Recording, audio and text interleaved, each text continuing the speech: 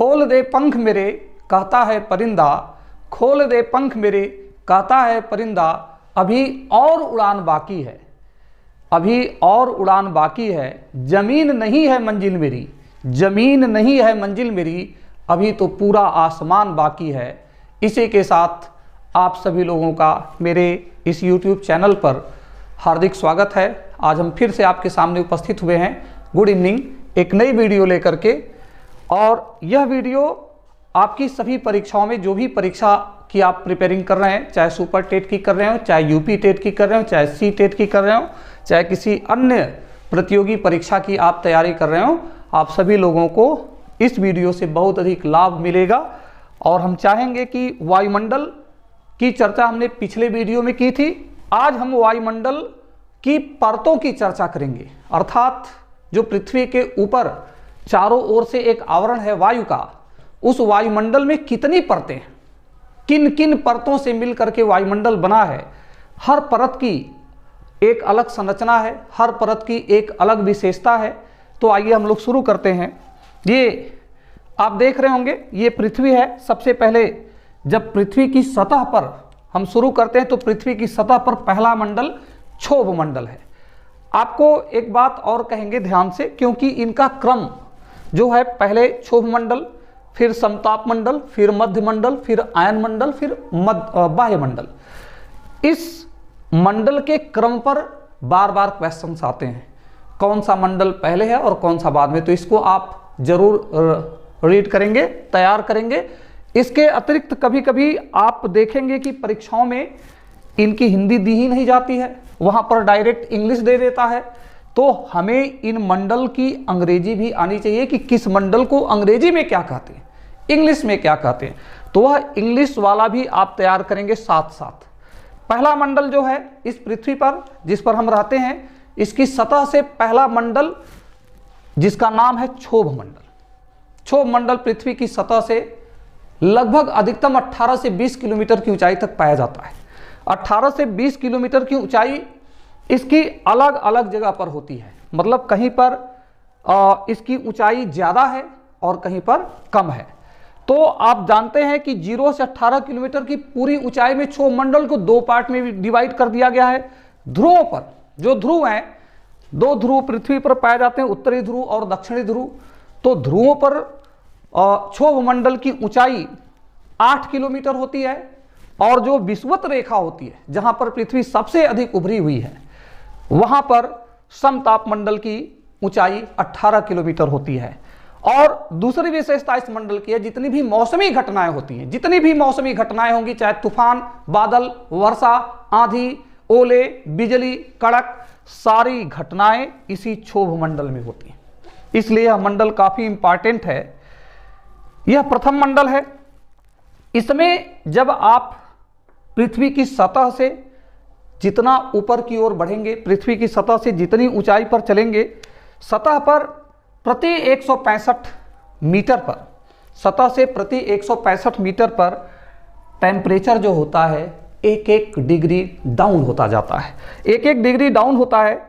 और प्रति किलोमीटर पर 6.4 डिग्री सेल्सियस टेम्परेचर डाउन हो जाता है। कुछ लोगों के अनुसार 6.5 भी होता है।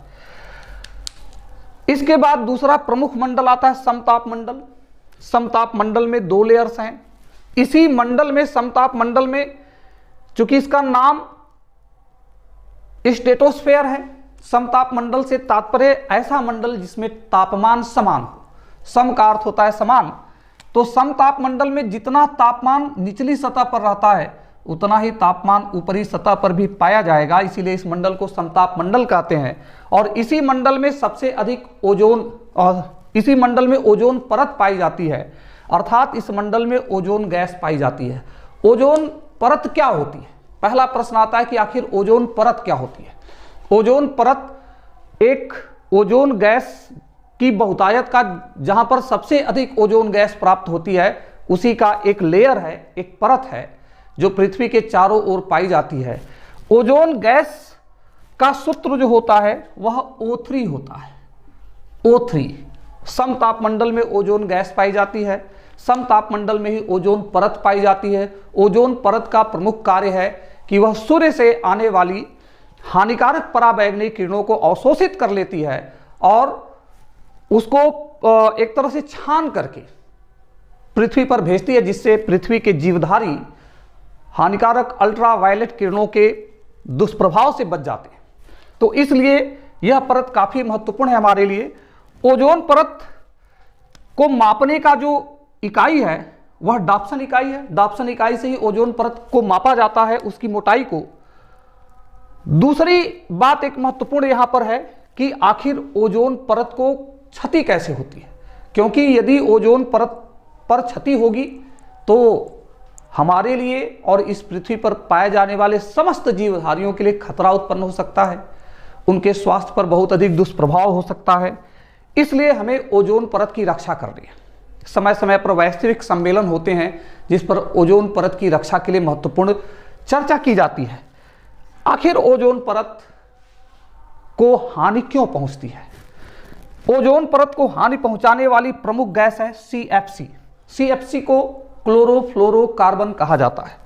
क्लोरोफ्लोरोकार्बन में क्लोरीन गैस पाई जाती है जो ओजोन परत को काफ़ी क्षति पहुंचाती है। और यह क्लोरोफ्लोरोकार्बन आता कहाँ से है?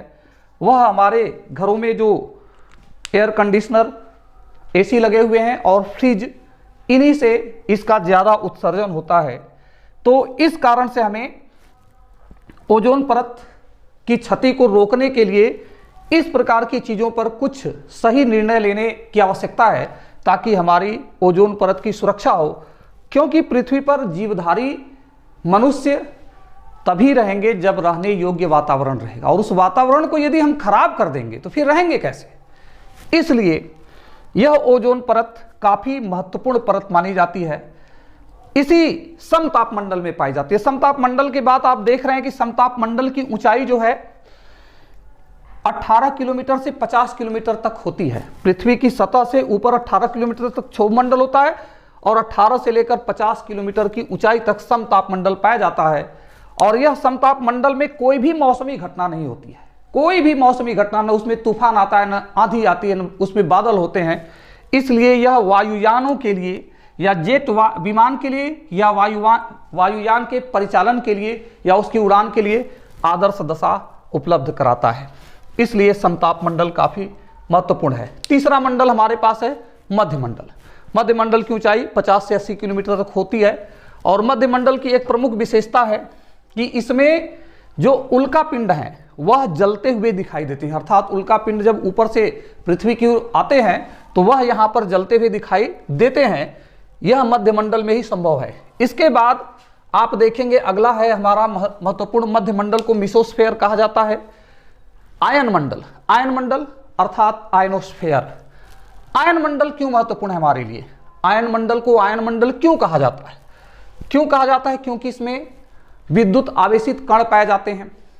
और विद्युत आवेशित कण कार्य क्या करते हैं? जो विद्युत आवेशित कण होते हैं वह रेडियो एक्टिव किरणों को रिटर्न करते हैं। एक तरह से रेडियो तरंगों का परावर्तन करते हैं। मतलब जो भी संचार उपग्रह हैं, रेडियो है, रडार है, टेलीविजन है, मोबाइल फोन है, इनसे रिलेटेड उपग्रह सैटेलाइट्स इसी में स्थापित किए जाते हैं ताकि यह यहाँ से भेजी जाने वाली विद्युत तरंगों को वहाँ से परावर्तित कर दें, वापस भेज दें पृथ्वी पर। तो आयन मंडल के कारण ही संचार उपग्रह, रेडियो, रडार आदि का प्रयोग संभव हुआ। आयन मंडल की एक और विशेषता होती है, इसमें विद्युत आवेशित कण तो पाए ही जाते हैं, इसके साथ साथ आयन मंडल में टेम्परेचर भी बढ़ता रहता है। आयन मंडल में आप सतह से ऊपर की ओर जितना जाएंगे, सतह से ऊपर की ओर जितना बढ़ते हुए जाएंगे उतना टेम्परेचर धीरे धीरे धीरे धीरे बढ़ता चला जाता है। क्योंकि जैसे आपने देखा कि क्षोभ मंडल में नीचे से ऊपर जाने पर टेम्परेचर घटता है, समताप मंडल में टेम्परेचर समान रहता है। मध्य मंडल में भी टेम्परेचर बहुत बढ़ता नहीं, लेकिन आयन मंडल में जाकर के तापमान बढ़ना शुरू होता है। फिर हम जितनी ऊंचाई की ओर जाते हैं उतना तापमान बढ़ता चला जाता है। आयन मंडल में कुछ परतें हैं। आयन मंडल को 3 परतों में डिवाइड किया गया है। जैसे ये मंडल है, इसको हम 3 परत में डिवाइड कर सकते हैं। एक को डी लेयर कहा जाता है, डी लेयर। एक होती है E1 और एक होती E2, फिर F1 और F2। तो जो डी लेयर है, आयन मंडल की जो निचली सतह है वह डी लेयर कही जाती है। डी लेयर से लॉन्ग रेडियो वेव्स आती हैं और F1 और F2 से E1 और E2 से शॉर्ट रेडियो वेव्स पृथ्वी की ओर परावर्तित की जाती हैं। तो रेडियो वेव्स के लिए यह मंडल, जिसको हम आयन मंडल के नाम से जानते हैं, काफी महत्वपूर्ण है। अगला है बाह्य मंडल। बाह्य मंडल 640 किलोमीटर से ऊपर पाया जाता है और यह जो आयन मंडल था यह 80 किलोमीटर से 640 किलोमीटर तक पाया जाता है। 640 किलोमीटर से ऊपर की ओर बाह्य मंडल पाया जाता है। बाह्य मंडल में आपको दो गैसेस मुख्य रूप से मिलती हैं, जिसको हाइड्रोजन और हीलियम गैस कहा जाता है। इस प्रकार से इन विविध परतों के माध्यम से संपूर्ण वायुमंडल की रचना हुई है। अलग अलग परतें हैं और अलग अलग परतों का अलग अलग महत्व है। इससे रिलेटेड जो क्वेश्चन आते हैं वह इन परतों के क्रम से रिलेटेड आते हैं, या प्रश्न यह आ जाते हैं कि मौसमी घटनाएं किस मंडल में होती हैं, आंधी तूफान किस मंडल में आते हैं, या तो अगला प्रश्न आपका यह हो सकता है कि वायुयान, हवाई जहाज किस मंडल में उड़ाना ज्यादा लाभदायक या ज्यादा सुरक्षित या आदर्श रहता है। तीसरा है उल्का पिंड किस मंडल में जलता है, तो उल्का पिंड जलने का जो मंडल होता है वह मध्य मंडल होता है। संचार उपग्रह रेडियो आदि के लिए इंपॉर्टेंट मंडल कौन सा है, वह है आयन मंडल, क्योंकि आयन मंडल में ही रेडियो तरंगों का परावर्तन होता है। तीसरा, इनकी ऊंचाई से रिलेटेड भी क्वेश्चन आ जाता है। 0 से 18 किलोमीटर तक क्षोभ मंडल है, जिसको हम इंग्लिश में ट्रोपोस्फेयर कहते हैं। दूसरा है समताप मंडल, स्ट्रेटोस्फेयर, जिसकी ऊंचाई 18 से 50 किलोमीटर तक होती है। तीसरा मंडल है मीसोस्फेयर, मध्य मंडल, जिसकी ऊंचाई 50 से 80 किलोमीटर तक होती है। चौथा है आयन मंडल, जिसकी ऊंचाई 80 से 640 किलोमीटर तक पाई जाती है। और अंतिम मंडल है बाह्य मंडल, 640 किलोमीटर से ऊपर बाह्य मंडल पाया जाता है। इस प्रकार यह वायुमंडल की विभिन्न परतें हैं। वायुमंडल के संरचना में, वायुमंडल के संगठन में जो विभिन्न गैसेज हैं, उन गैसेज को भी हम लोग यहाँ पर देखेंगे। पृथ्वी की सतह से, क्योंकि वायुमंडल में सबसे ज्यादा प्रमुख गैस 3 ही होती है। पहली है नाइट्रोजन, दूसरी है ऑक्सीजन और तीसरी गैस होती है कार्बन डाइऑक्साइड। ओजोन गैस भी है। अब एक प्रश्न यह भी आ सकता है कि कौन सी गैस किस ऊंचाई तक पाई जाती है। तो पहली सबसे ज्यादा वायुमंडल में पाई जाने वाली गैस नाइट्रोजन है, जो लगभग 78% पाई जाती है और यह 128, मतलब पृथ्वी की सतह से 128 किलोमीटर की ऊंचाई तक नाइट्रोजन गैस पाई जाती है। दूसरी प्रमुख गैस है हमारी O2 अर्थात ऑक्सीजन। ऑक्सीजन गैस 16 किलोमीटर से लेकर के पृथ्वी की सतह से लेकर 64 किलोमीटर तक प्राप्त पाई जाती है, जो 16 किलोमीटर तक ज्यादा पाई जाती है और 64 किलोमीटर तक कम मात्रा में पाई जाती है। 16 से ऊपर 64 तक कम मात्रा में पाई जाती है। तीसरी प्रमुख गैस है CO2, जो पृथ्वी की सतह से 32 किलोमीटर की ऊंचाई तक पाई जाती है। चौथी एक प्रमुख गैस है ओजोन। ओजोन गैस पृथ्वी की सतह के ऊपर 10 किलोमीटर से लेकर के 50 किलोमीटर की ऊंचाई तक पाई जाती है। तो यह प्रमुख गैसें हैं। इनसे भी रिलेटेड क्वेश्चंस आप कर लेंगे। इसके बाद हम इनसे रिलेटेड क्वेश्चन भी आपके सामने लेकर के आने वाले हैं। वायुमंडल एक ऐसा चैप्टर है, उसकी परतें, जो सभी प्रकार की परीक्षाओं में इससे संबंधित प्रश्न आते हैं, जहां पर जीएस एक महत्वपूर्ण पाठ होता है उस परीक्षा के पाठ्यक्रम का। इसलिए आप लोग इस पर विशेष ध्यान देंगे। इसके बाद हम लोग अगले वीडियो में इससे संबंधित क्वेश्चन और आंसर को देखेंगे कि कौन कौन से क्वेश्चन इस टॉपिक से बन सकते हैं और उनको हम कैसे तैयार कर सकते हैं, क्योंकि हम चाहते हैं कि पूरा आपका जो यह टॉपिक है, इससे रिलेटेड एक भी क्वेश्चन आपका किसी भी प्रकार से किसी भी परीक्षा में छूटने ना पाए। तो आज इस वीडियो में बस इतना ही, फिर मिलेंगे अगली वीडियो में। जय हिंद।